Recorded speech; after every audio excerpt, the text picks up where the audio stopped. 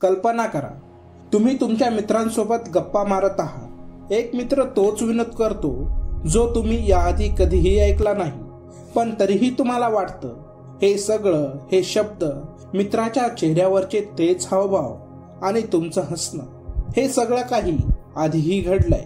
क्षणभर तुमचा श्वास थांबतो.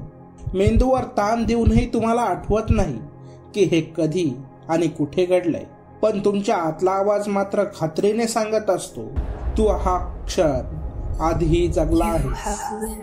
हा अनुभव फक्त तुमच्या एकट्याचा नाही, जगातल्या करोडो लोकांनी कधी ना कधी हा विचित्र, गूढ आणि तितकाच आश्चर्यकारक अनुभव घेतला आहे. यालाच आपण म्हणतो डेजावू. नमस्कार मित्रांनो, उलगडा चॅनलमध्ये तुमचं पुन्हा एकदा स्वागत आहे. आज आपण फक्त डेजावू म्हणजे काय हे जाणून घेणार नाही, तर त्याच्या मुळाशी जाणार आहोत. हा आपल्या गोंधळलेल्या मेंदूने केलेला एक छोटासा घोटाळा आहे की यामागे पुनर्जन्म, स्वप्नातील भविष्य किंवा समांतर विश्वासारखी मोठी रहस्य दडलेली आहेत. पुढील काही मिनिटांमध्ये आपण विज्ञानापासून ते गूढ सिद्धांतापर्यंत प्रत्येक पैलूचा सखोल उलगडा करणार आहोत. त्यामुळे हा व्हिडिओ शेवटपर्यंत नक्की पहा. डेजावूची ओळख आणि प्रकार. डेजावू हा एक फ्रेंच शब्द आहे ज्याचा अर्थ आहे आधीच पाहिलेलं.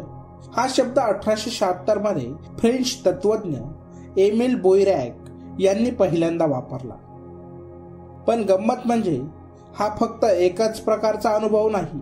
मानसशास्त्र डेजावूचे मुख्यत्वे 3 प्रकार सांगतात. प्रकार 1, डेजा वेकू, आधीच अनुभवलेलं. हा सर्वात सामान्य प्रकार आहे जो आपण सगळे डेजावू म्हणून ओळखतो.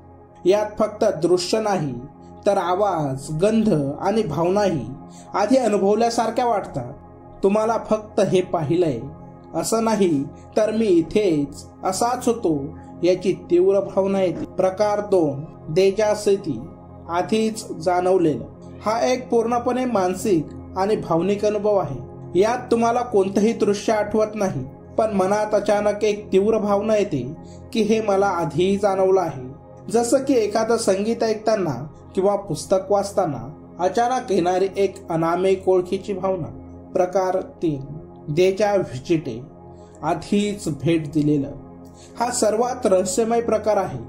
यात तुम्ही एखाद्या नवीन शहरात किंवा ठिकाणी पहिल्यांदाच जाता, पण तरीही तुम्हाला तिथले रस्ते, गल्ल्या आणि इमारती अचूक माहीत असतात. जणू काही तुम्ही यापूर्वी इथे येऊन गेला आहात. आकडेवारीनुसार 15 ते 25 वयोगटातील तरुण तरुणींना डेजावूचा अनुभव सर्वात जास्त येतो आणि थकवा किंवा तणावात असताना याची शक्यता वाढते. विज्ञान काय सांगतं? मेंदूतील रहस्यमय ग्लिच. चला आता विज्ञानाच्या चष्म्यातून पाहू की आपला मेंदू हा विचित्र खेळ का खेळतो. शास्त्रज्ञांनी यावर अनेक सिद्धांत मांडले आहेत. सिद्धांत 1, ड्युअल प्रोसेसिंग किंवा स्प्लिट परसेप्शन. याला सोप्या भाषेत समजून घेऊ. कल्पना करा, तुम्ही तुमच्या डोळ्यांनी काहीतरी पाहता. ही माहिती एकाच वेळी तुमच्या डाव्या आणि उजव्या मेंदूपर्यंत पोहोचायला हवी, पण कधी कधी त्यातला एका मार्गात मिलीसेकंदाचा उशीर होतो. त्यामुळे मेंदू एकाच माहितीवर दोनदा प्रक्रिया करतो. पहिली माहिती वर्तमान म्हणून नोंदवली जाते आणि काही क्षणानंतर आलेली दुसरी माहिती भूतकाळ म्हणून ओळखली जाते. यामुळे आपल्याला वाटतं की हे आधीच घडून गेलंय. हा मेंदूतील एक छोटासा इको किंवा प्रतिध्वनी आहे.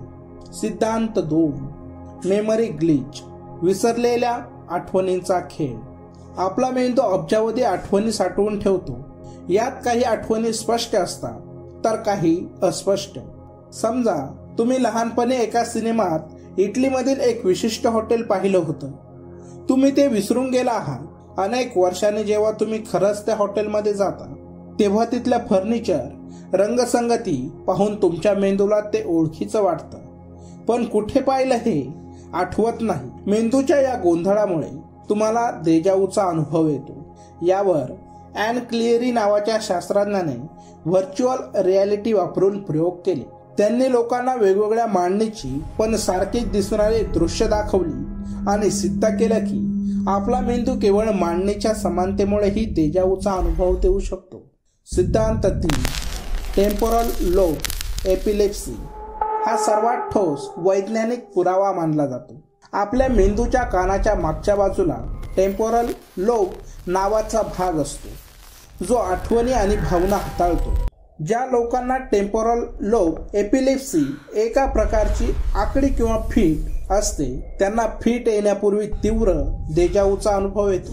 शास्त्रज्ञांच्या मते सामान्य माणसाच्या मेंदूतही कधीकधी या भागात एक छोटासा इलेक्ट्रिकल मिसफायर किंवा मायक्रोसिजर होतो, ज्यामुळे काही क्षणासाठी आपल्याला देजावूचा अनुभव मिळतो. हा पूर्णपणे एक न्यूरोलॉजिकल अपघात आहे, विज्ञानाच्या पलीकडचे गूढ सिद्धांत. पण मित्रांनो, अनेक अनुभव असे असतात जे विज्ञानाच्या चौकटीत बसत नाही. त्यामुळे काही लोक देजावूचा संबंध गूढ आणि अलौकिक शक्तींशी जोडतात. सिद्धांत 1. पुनर्जन्म. भारत आणि इतर अनेक संस्कृतींमध्ये पुनर्जन्माची संकल्पना आहे. यानुसार देजावू म्हणजे आपल्या मागच्या जन्मातील विसरलेल्या आठवणींचा एक अंश. कदाचित तुम्ही ज्या ठिकाणी देजा व्हिचिटे अनुभवत आहात ते तुमचे मागच्या जन्मातील घर किंवा गाव असू शकते. ही एक अर्धवट धूसर आठवण आहे जी अचानक तुमच्या समोर येते. सिद्धांत 2. स्वप्नातील भविष्य. अनेक लोकांचा असा अनुभव आहे की त्यांनी स्वप्नात पाहिलेली एखादी घटना काही दिवसांनी किंवा महिन्यांनी प्रत्यक्षात घडते. आपला सुप्त मेंदू झोपेत असताना भविष्यातील माहितीचे तरंग पकडतो असं काही पॅरासायकोलॉजिस्ट मानतात. जेव्हा ती घटना प्रत्यक्षात घडते तेव्हा आपल्याला देजावूचा अनुभव येतो. सिद्धांत 3. समांतर विश्व किंवा मल्टिवर्स. क्वांटम फिजिक्समधील हा सर्वात रंजक सिद्धांत आहे. यानुसार आपल्या विश्वाप्रमाणेच अनंत विश्व अस्तित्वात आहे आणि प्रत्येक विश्वात तुमचाच एक प्रतिरूप थोड्या वेगळ्या परिस्थितीत जगत आहे. देजावू म्हणजे एका क्षणासाठी दोन समांतर विश्वामध्ये क्रॉस कनेक्शन होणार. कदाचित दुसऱ्या विश्वातील तुमच्या प्रतिरूपाने अनुभवलेला क्षण तुमच्या चेतनेला स्पर्श करून जातो आणि तुम्हाला तो क्षण ओळखीचा वाटतो. आपण देजावूवर विश्वास ठेवावा. देजावूचा अनुभव इतका खरा वाटतो की अनेकदा लोकांना वाटतं की पुढे काय होणार आहे हे ते सांगू शकतात. पण शास्त्रज्ञांनी केलेल्या प्रयोगामध्ये एक गोष्ट स्पष्ट झाली आहे. ज्या लोकांना देजावू येत होतं त्यांना पुढे काय घडणार आहे याचा अंदाज लावायला सांगितला असता त्यांचे अंदाज पूर्णपणे चुकीचे ठरले. यावरून शास्त्रज्ञ म्हणतात की देजावू ही आठवणींची भावना आहे, भविष्याची सूचना नाही. हा केवळ मेंदूचा एक भ्रम आहे जो आपल्याला सांगतो की हे माहिती आहे, पण प्रत्यक्षात ती खोटी माहिती असते. तर मित्रांनो, देजावू हे आपल्या मेंदूतील न्यूरॉनचा एक छोटासा गोंधळ आहे की पुनर्जन्म आणि समांतर विश्वाच्या अस्तित्वाचा पुरावा. यावर आजही वाद सुरू आहे. विज्ञान आपल्याला ठोस कारण देतं तर गूढ सिद्धांत आपल्या कल्पनाशक्तींना आव्हान देतात. एक गोष्ट नक्की आहे, देजावू आपल्याला जाणीव करून देता की आपला मेंदू आणि हे विश्व आपण समजतो त्यापेक्षा कितीतरी जास्त गुंतागुंतीचं आणि रहस्यमय आहे. आता तुम्ही सांगा, तुमचा सर्वात तीव्र देजावूचा अनुभव कोणता होता? तुम्ही कुठे होता आणि काय करत होता? तुमचा अनुभव आमच्यासोबत कमेंट सेक्शन मध्ये नक्की शेअर करा. आम्हाला तुमच्या कथा ऐकायला आवडतील.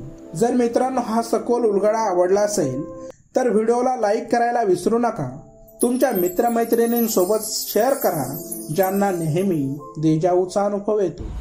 आणि अशाच रहस्यमय विषयांच्या मुळाशी जाण्यासाठी उलगडा चॅनलला आजच सबस्क्राईब करा. धन्यवाद.